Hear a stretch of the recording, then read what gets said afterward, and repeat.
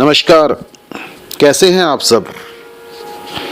आज हम एक कहानी पढ़ेंगे जिसका नाम है उपकार का फल। तो चलिए शुरू करते हैं। नंदनवन में बहुत से जानवर रहते थे। उन जानवरों में कुछ जानवर ऐसे भी थे जिनकी आपस में गहरी मित्रता थी। इन मित्र जानवरों में एक भेड़िया भी था। वह बहुत ही परोपकारी स्वभाव का था। वह हमेशा दूसरों की सहायता करने के लिए तैयार रहता था। वह भूखों को भोजन देने को तैयार था।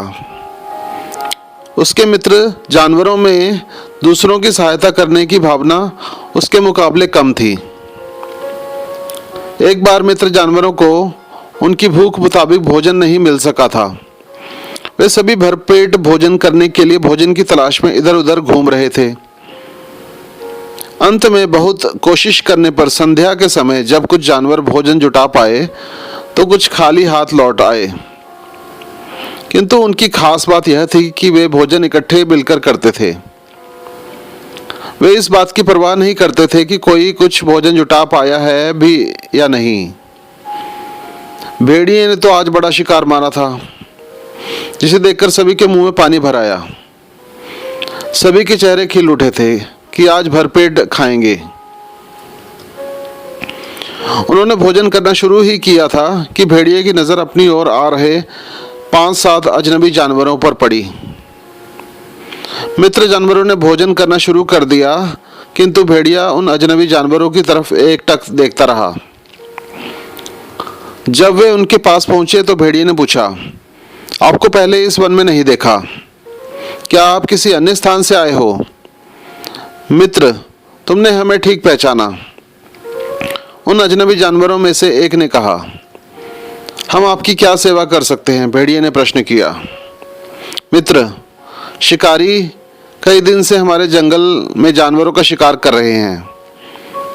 हम कई दिनों से अपनी जान बचाते हुए घूम रहे हैं और भूखे हैं। भेड़िए ने कहा, कोई बात नहीं, सौभाग्यवश हम भोजन कर ही रहे हैं, आप भी भोजन कर लीजिए।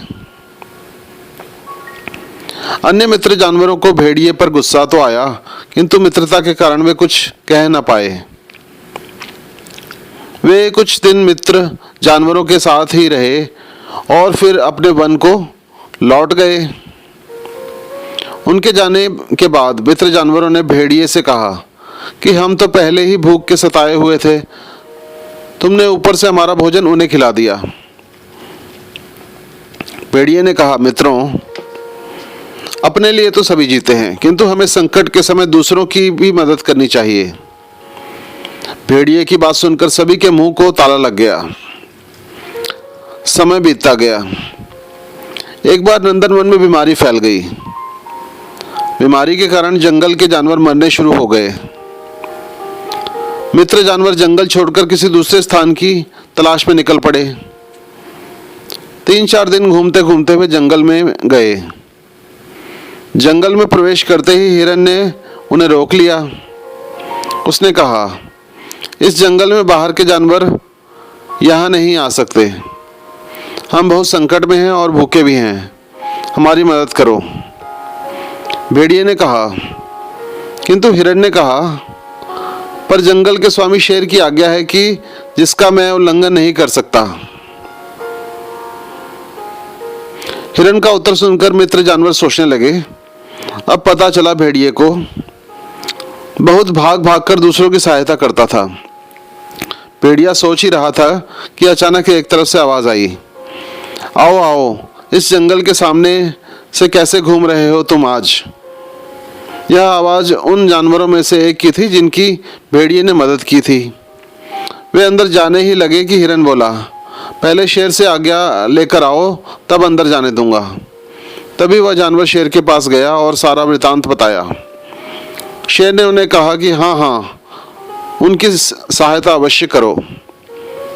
शेर का आदेश हिरन को भी भेज दिया गया। हिरन ने उन्हें जंगल में आने की अनुमति दे दी। मित्र जानवर फिर वहाँ बहुत दिन रहे। जंगल के सभी जानवरों ने उनकी खूब सेवा की। भेड़िए के मित्र मन ही मन सोच रहे थे कि यह सारा कुछ भेड़िए के उपकारी स्वभाव का ही परिणाम है। कुछ दिनों बाद भेड़िए और उसके मित्रों ने जंगल के जानवरों से कहा कि हम अब अपने नंदनवन में जाना चाहते हैं, हमें विदा दो। हम आपके बहुत आभारी हैं, आपने हम पर एहसान किया है, आपने हमारी संकट में सहायता की। जंगल के जानवरों ने कहा, मित्रों, यह हमारा एहसान नहीं बल्कि कर्तव्य था। जिस प्रकार कर्तव्य आपने निभाया था उसी प्रकार हमने निभाया।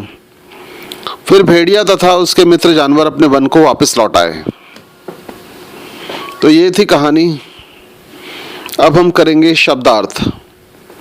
मुताबिक, अनुसार, तलाश, ढूंढना, अजनबी, जिससे जान पहचान ना हो, सौभाग्यवश, किस्मत से, एहसान, भलाई, संकट, मुसीबत, उल्लंघन, आदेश न मानना, वृतांत, कहानी, अनुमति, आज्ञा, परिणाम, फल। तो आपको ये कहानी कैसी लगी? अगर आपको ये कहानी अच्छी लगी तो आप इस चैनल को लाइक कीजिए, इस वीडियो को लाइक कीजिए, कमेंट कीजिए, शेयर कीजिए और इस चैनल को ज़रूर सब्सक्राइब कीजिए। धन्यवाद।